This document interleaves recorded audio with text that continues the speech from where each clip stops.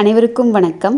Welcome to Bachelor Recipe. இன்றைக்கி இந்த வீடியோவில் கிட்ஸ் லஞ்ச் பாக்ஸ் டே 19 தேவுக்கு நாங்கள் என்ன பேக் பண்ணி கொடுத்தோம் ஸ்கூல் லஞ்சுக்கு அப்படிங்கிறத அவங்க கூட நான் ஷேர் பண்ணியிருக்கேன். நீங்கள் என்ன பேக் பண்ணி கொடுத்தீங்கன்னு கீழே கமெண்ட்ஸில் சொல்லுங்கள். ஸ்நாக்ஸ்க்கு பார்த்திங்கன்னா இன்றைக்கி கொஞ்சம் அரிசி மாவு எடுத்திருக்கேன்.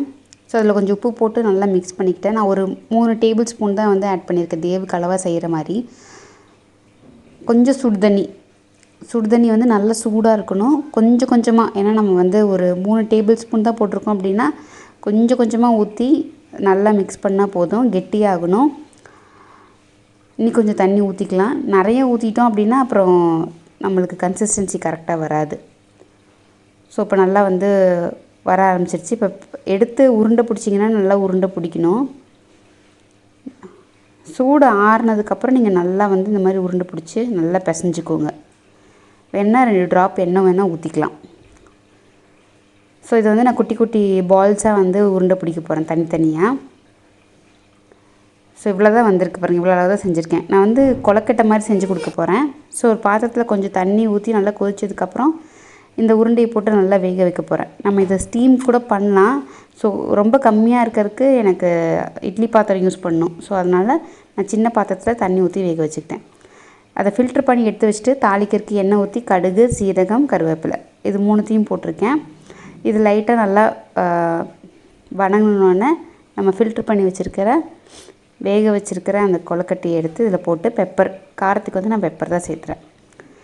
இது கொஞ்சம் டிஃப்ரெண்ட்டாக இருக்கும். நல்லா ஒரு குழந்தைங்க சாப்பிட்றதுக்கு ஒரு 11 o'clock அந்த மாதிரி. இந்த மாதிரி உங்கள் குழந்தைங்களுக்கு பிடிக்குமா அப்படின்னு நீங்கள் கீழே கமெண்ட்ஸில் சொல்லுங்கள். சாப்பாடு பார்த்திங்கன்னா அரிசி பருப்பு சேர்த்து செஞ்சு கொடுக்கலாம் அப்படின்னு சொல்லிட்டு கொஞ்சம் எண்ணெய் ஊற்றிக்கிட்டேன், கடுகு போட்டுக்கிட்டேன், சீரகம் சேர்த்திருக்கேன், கருவேப்பிலை. இது நல்லா ரோஸ்ட் ஆனதுக்கப்புறமா சின்ன வெங்காயம் ஒரு 10 பல் சின்ன வெங்காயம் பொடியாக நறுக்கி அதையும் சேர்த்துறேன். இஞ்சி பூண்டு பேஸ்ட்டு. இது நல்லா வணங்கினதுக்கப்புறமா தக்காளி, ஒரு பெரிய தக்காளி அதை ஒன்று சேர்த்திருக்கேன். தேவையான உப்பு சேர்த்திக்கலாம், மஞ்சத்தூள் சேர்த்திக்கலாம். காரத்துக்கு நான் சாம்பார் தூள் சேர்த்துறேன், குழந்தைங்க சாப்பிட்ணும் அப்படிங்கிறதுக்காக. அப்புறம் ஊற வச்சுருக்கிற அரிசி பருப்பு இது 2த்தையுமே ஒன்றா சேர்த்தி நல்லா மிக்ஸ் பண்ணுறேன். அதுக்கப்புறம் கடைசியாக தண்ணி ஊற்றிக்கலாம். வணக்கினதுக்கப்புறம் இது ஒரு 2 விசில் விட்டுட்டோம் அப்படின்னா நம்மளுக்கு அரிசி பருப்பு குழந்தைங்களுக்கு சாப்பிட்ற மாதிரி ரெடி ஆயிரும்.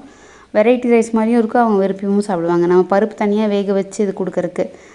தேவுக்கு பருப்பு வேக வச்சது அவன் அந்தளவுக்கு சாப்பிடவே இல்லை. அதனால் இந்த மாதிரி ட்ரை பண்ணியிருக்கேன்.